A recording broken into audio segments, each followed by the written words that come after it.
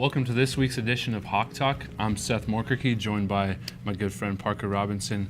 You know, we've had some up and down weather this spring, rain, snow, sun even a little bit, and our sports have been in and out of their seasons, but you know, one sport that we have had is football, so go ahead and introduce yourself for us and what you do. Yep, my name is Jason Thier. I'm a new assistant football coach here at Dickinson State University. I'm responsible for coaching linebackers, and I'm also our defense coordinator. Yeah, first semester here. You know, talk about your journey before Dickinson State, some of your experiences in the past. Yeah, absolutely. Going into my 10th season as a college football coach, I've had tours everywhere from Division II to NAI to the FCS level. So I've been a lot of different places. I spent the last 4 years at the University of Marion-Bismarck. Prior to that, I was at the University of North Dakota for 1 season, and I spent 2 years at the University of Montana Western prior to that. So I've been a lot of different places, mostly up here in the upper Midwest, and haven't quite been able to get out of the snow just yet. Yeah, what in your kind of searching for that next job, what kind of pulled you towards Dickinson State and what was attractive? You know, I'm really big into relationships, and I'm really big into working with great people, and I have a lot of similar connections with Pete, Coach Stanton, and you know, through talking with those people, that kind of started it. I also knew Coach Schillinger pretty well, and that kind of got the ball rolling. And then once I had a chance to come out here and interview and get to talk to them, and our philosophies really align, and what we're trying to do and what we believe in when it comes to being a football coach and building a program and doing that type of stuff. And that's what really made this position really attractive for me. Yeah, you talked about your philosophy. You're a higher energy coach. I can see that out there on the field, and I love that.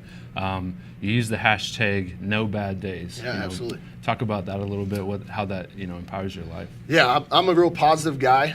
You know, it's really easy sometimes to look at all the negative things that are happening around you, but there's always something good happening. You know, and if you can focus on the positive things that are going on, I think that's a better way to go about your business. So even when there are some tough stuff happening, and everybody has hard things that go through their life every single day, but if you can find those positive things, there's really no bad days. And so that's kind of how about a year and a half ago, maybe 2 years, is when I kind of started living by that moniker a little bit. And you know, it's something that will probably carry with me for the rest of my life. So that's right. Yeah, if you've seen Coach Thier on campus or around town, you may have noticed his haircut. You know, talk about that this past weekend and raising some money. Yeah, absolutely. So I participated in Brave the Shave. It's an event that I'd been a part of in my time in Bismarck, and it's really just a great cause. I mean, you know, cancer is already as bad as it's going to get, and when kids have to deal with it, I think that's something that's just really brutal. And anything that we can do to try to help those guys out, you know, me shaving my head isn't a big deal. Actually, the shaved head is my go-to haircut. I've had this since I was 16, so I actually grew my hair out for Brave the Shave. It's more to prove people that I'm not balding. But my girlfriend really liked the hair, so it might be coming back. We'll see. Yeah. Well, and then on the football side of things, you guys have had the opportunity to get out on the VAC. Had to shovel it a couple of times, I suppose. But, you know, what was it like to be out there with the guys? Get to see their style this spring? Yeah, it's always fun when you get a chance to get out on the field. You know, obviously, all the work you put in the winter off season is kind of build up for spring ball. And spring ball is a great time to kind of evaluate guys, especially people that are starting to fit into new roles with graduation and things like that. And it's also a good time to experiment with some new stuff. Obviously, with me coming in, we are doing a couple things that are different, but for the most part, the scheme is the same. And really, scheme to me doesn't really matter as much as the way that you play the game. You have to play the game with a lot of effort and physicality, and you got to get to the football, and that's what we really preached a lot this spring. And I think our guys did make a lot of strides from that first practice to the last practice as they got to kind of know me a little bit more and the way that I coach and the attitude that I bring. Once guys got more familiar with that, things really started to take off. Yeah, it seems like the guys, you know, it took a little bit to buy into maybe the defense, but they have been, you know, all for it, and their energy is very much increased since, you know, over the past few years. So, you know, looking back at the spring game we just had last night, what was your takeaway? What's your evaluation of it?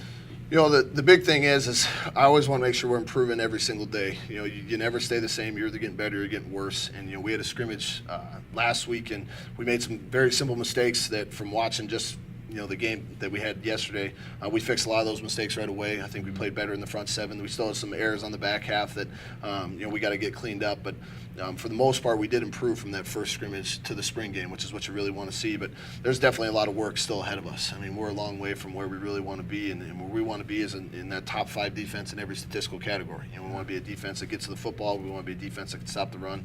We want to be a defense that's great on third down. And, you know, we're a long way from that, but we're on the right track to get there. Yeah, and you mentioned, you know, some new guys stepping into new roles. with Tommy graduating, some of those big defensive guys we've been used to seeing.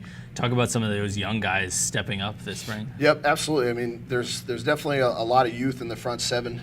We do have some guys that are coming back that have good playing experience, which is going to be exciting to see. But I think Eric Spring did a really great job this spring as a young guy that's going to be able to start to contribute for us. Reese Hortz is playing out of position. He's playing a new position that this spring he's never been in before. And when you're a DB, you're so used to going backwards always when the ball is snapped, and now he's got to play downhill first. And I think he made a lot of big strides. On the front, seven, there's going to be a lot of pieces that are going to get moved around. I don't know if we're ever really going to get in a situation where these are our 7 guys. I mean, we want to try to find the best 14, the best 18 guys that we can play in that front 7, and we're still putting those pieces together. Yeah, like you mentioned, high energy, kind of high intensity. How much of it is going to be keeping fresh legs out there throughout the games? Absolutely. I'm one of those. I'm a rotate guy. I believe in starters, but if I trust you and I know you're going to do what you're supposed to do and you're going to give me everything you got, I want to give you an opportunity to get out there. And if I have 2 guys that are able to do that at the same position, then both those guys are going to be able to do it. But it all really does boil down to trust. We got to trust you first. Your teammates got to trust you. Your coaches got to trust you. If we can get 22 guys out there on defense, that's going to be awesome. And the more fresh legs we can have, especially as we get deeper into games and deeper into the season, that's going to be a huge advantage as we start to make that push towards the playoffs. Yeah, and taking a little break from the regular practices, the regular grind. So what's kind of next on the docket? Getting in the weight room, getting guys ready for next season. Yeah, absolutely. Our guys will get a little break here coming up as we get ready for finals. Make sure they're finishing the semester strong academically, and then we'll start hitting it hard with our summer conditioning program as far as getting in the weight room, getting out on the field, making sure we're doing cardio work and strength work. We'll start to do some captain practices type of things, getting our guys out there to stay fresh with the X's and O's. The coaching staff will hit the road and do some spring recruiting, start evaluating the next year's senior class and making sure we're aware of where those guys are at and start to get our names in front of them. And recruiting is the lifeblood, so we got to make sure we're always staying on top of that at all times. But summer's a really fun time because the guys get a break from school, but we can still continue to work out with them. So. Yeah, you mentioned recruiting and, being familiar with, North Dakota in this region, how well do you think you can bring some experience there too? Yeah, I'm not worried about that at all. I've like I said, I've had stints in Montana. I've recruited Montana for the last 6-7 years, so I have some really good connections out there in the eastern part of the state and into the central part of the state. And obviously being in North Dakota now for the last 5 years, I know a lot of high school coaches too. And with recruiting, it's not just building relationships with the players, it's building relationships with their coaches, with their families. So the sooner you can start to get in front of them, the better. It's a long game. Recruiting isn't something where you make your first contact come December and sign them in January.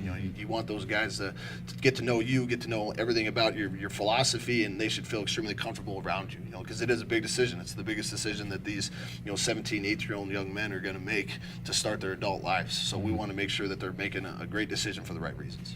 Yeah. All right. Now looking forward into next season, the schedule's out there. Do you have any big goals for next season? Anything you want to see? I just want to take it one game at a time. Obviously with a lot of the success that the program's had in the last couple of years, there are high expectations, and there's no question about that. But I think it's a bad idea to start looking way down the road. I mean, we got to look at our first opponent first and making sure that we're doing everything we can to prepare for them and give them the best game that we can possibly give them, and then improve from that game to the next game. And I've been in a league before where you play some teams twice, and it's as close to the NFL I'm probably ever going to get. And it's tricky. When you play a team twice, you kind of got to make sure that you're not putting everything on the table the first time, and it's going to be more difficult the next time. And so that's a good challenge that's ahead of us too. Is we're going to play some pretty good teams twice. The teams we get to play twice aren't going to be pushovers by any means. Yeah. I agree with what he's saying. I think it's the tendency for us as humans, even as football players, to look ahead. We've had success these past 3 years, major success, and it's going to be the challenge for us as our team next year to take it one game at a time. But I'm adopting that motto as well, one game at a time. Yeah. For yourself, coming from an outside perspective, not have been a part of those 3 conference championships, how do you think you can bring some calm and a new perspective? Absolutely. I mean, winning a championship is not an easy thing to do, and to win 3 in a row is extremely impressive. Mm-hmm. And the pressure of that sometimes can really get built up. And I think for me, obviously I wasn't a part of that, so I don't have 3 championship rings right now. So I'm extremely hungry to get those. And so for me, this is an opportunity to go out there and really get the guys motivated and show them from an outside perspective, what it's like when you're still hungry, and remind them what it was like before they got the first one. Yeah. And I think that's really important to just remember everything that we did in the past isn't going to help us this next season, because it all starts back at 0-0 once we kick off that first game. So, I'm extremely excited to continue to work with the guys, and I've had a lot of fun so far since I've been here. And there's no question that I think our guys understand that what we've done in the past isn't going to get us this next championship. Yeah. Well, thank you, Coach. Absolutely. Thanks for having me. We're looking Coach. forward to it. We'll be back talking about a very weather-hindered schedule for the golf team.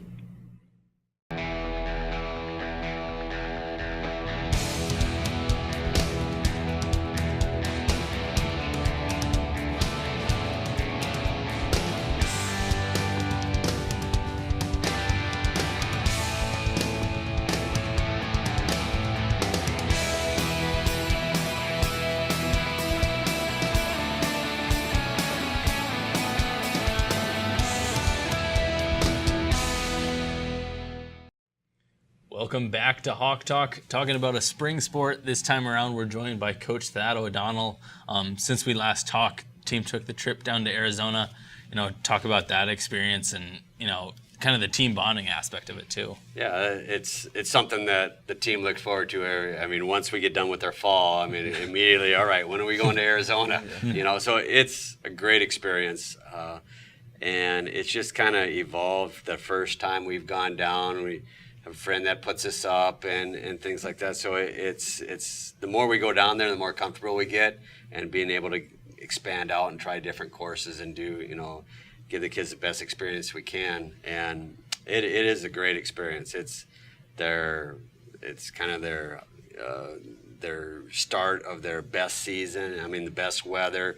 The grass is coming out of the winter dormant. So it's great golf, and it's a great experience. Yeah, from a playing perspective, how does it kind of, prepare everyone? You don't know what you're going to get when you come back to North Dakota. So taking advantage of those opportunities. Yeah, it's we start out at our former basketball coach's home course down in Lone Tree. Dennis Lemke's on that course. We end up running into him every time we're down there. But we start out, we walk 9 in the morning, play 9, and then go to the range for a couple hours, and then eat lunch, and then play 18 in the afternoon. So it's from not doing a lot of golf other than the simulator, which that first tee is, it's kind of weird because you're used to hitting in the simulator and the ball hits the net and then you're done. Here it just keeps on going. Yeah. So it definitely, that part of it, once that 9 to kind of get reacclimated to ball flight and things, and then it's a great experience for them just to work on different aspects. And they did well. Coming right out of the gate, we had a lot of low scores, so it was good. Would you say the similar thing about the player aspect of it? Yeah, absolutely. I think we all had a good time, got out on the course, and for me personally, it's not worrying about the scores those first couple of times out. It's worrying about, can I still hit the ball straight? Can I? And you don't get that feeling in the simulator, and getting on greens and chipping and putting and kind of the short game aspect of it too is a benefit. You get out and you get to play. What's it like? Seeing people on the greens and getting that roll. How big is that? Yeah, that's like you said, the simulator is good for the driver and the long iron. You get to see the contact of the ball and get that feeling, but hitting a 20-yard chip on a simulator, you're hitting to a net 15 feet away from you, so you have no feel whatsoever. Mm-hmm. So that part of it is really the biggest thing. And, the putting is another thing. 40% of your score is putting.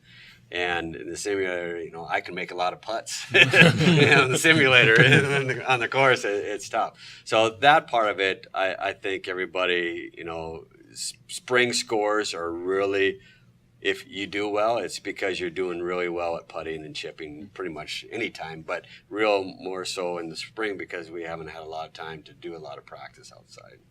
Yeah, and coming back from that trip, running into the weather that has, put baseball and softball, on the road. But, how much is, sticking in the nets or simulators and keeping up? Yeah, I think, everybody on our team understand. And it's not some springs we have great weather and we're out. As soon as we come back, we're playing. Mm-hmm. So it's a crapshoot, is it what's going to happen? But I think our team is from the Midwest. They grew up in the Midwest. They understand spring golf is one of those you have to be patient and you have to take advantage of the nice days. If you can go out and chip around outside, and then obviously use the simulator to keep your swing up. And yeah, the winter blues isn't just because it's called. There's a lot of winter blues on a golf team too. So, but that part of it is challenging. And right now it's kind of like baseball, softball. You're scrambling to find meets. The meet we're going to this weekend wasn't on our schedule, and our meet got canceled. So now we're being able to pull stakes up and head west and get a meet in. Yeah, absolutely. And what's kind of your message to the team as far as taking advantage of those few opportunities in the spring where you got to get out, you got to take advantage, especially with conference only a week away? Yeah, it's one of the this time you're in school, you have a lot of homework, everything's getting piled up, so you tell them you got to be ready. I mean, you need to be staying up. You can't plan a week out. You have to be ready to roll and have everything up to par, and so telling the team, hey, if we get an opportunity, we're going to have to go. I mean, that's our only shot. So that's something on the dime, and it just makes everybody be well organized. And you only get so many opportunities, and like we always tell our athletes, you got 4 years, your whole life to compete in college sports. You got the rest of your life to do a lot of the other things. So you got to take advantage of those opportunities you have. Yeah, looking ahead at the conference meet, you're in a region where a lot of the other teams are dealing with snow too. Some aren't, but how is that going to play into the factors of the conference meet? Yeah, it's when we have our spring conference meet, it's always a different animal than in the fall. We play our best golf usually in the end of the fall. Spring, some of those teams are traveling south, so they're getting some competition in. Where us Valley James, we're looking for our first competition. So it's really a mental aspect of if you feel confident about your game and you're able to hit in the simulator and just feel confident. If you're thinking, oh no, I'm not going to play well because I haven't been playing. Then it's going to be a tough road for you. So it really is. You don't forget how to swing. You don't forget if you haven't rode a bike in a year, you can get back on the bike and ride. Right. So it's really how much confidence you have in your ability to play golf. Yeah, and looking forward at conference going to Albert Lee, Minnesota. Of course, I was looking at the rosters. Only 2 of us have been to before, but nonetheless, a familiar course to yourself. What can you bring as far as perspective about that course for some of these younger people? Yeah, and it's not a bully pulpit course. It's one where you can go for some things. You just have to be smart in some of the aspects. So when we get our practice round, that'll be. We always talk about you get in the practice round. You're not worried about your score in the practice round and how well you played. You're worried about, all right, these are the places that I'm going to hit my drive to. Okay, what do I need to do from there? Or do I need to pull an iron instead of hitting a driver? Which is the safest route to score the best? We always talk about competing and playing golf are 2 different things. I play golf, you guys compete. Playing golf, you pull driver every time. Competing, you gotta be smart, and that practice round is, all right, I can get on and be putting for a birdie in a par 5 with the 7-iron, but I don't like hitting a 7-iron off the tee box. But if you're playing to score well, you might have to do that sometimes. So it's hard to get young players to play course management smart, and we can't really do it in a driving, we can't really do it in a practice round, but you can say, hey, there's water on the right up here. Chances, if you hit it right a little bit, you're going to be in the water. Safer one might be a 3-wood and then hit a longer iron into the green. So that part of it, your good players do that. Your average players just pull driver and pray. So. Yeah. The other difference between competing and playing golf is you get to pick which tee you hit from. We're stuck back. Yeah. Hey, when you get to that age, you got to start moving up a little bit. Yeah, definitely. Looking forward, big picture for the program, only losing 2 on the men's side, keeping a lot of other people. What's it like to, bring back quite a bit next year? Yeah, I think, to be honest, the simulator, we have a great nucleus of young players they're in there all the time. They're swinging all the time, and they have a great nobody's been really griping and complaining. Well, I want to go south, because they understand the weather. They understand that is out of our control, and they're making the most of it. So I really like the attitude. They want to get better. They're working on things. And the simulator does give you some feedback on some things that just helps them build confidence in their swing.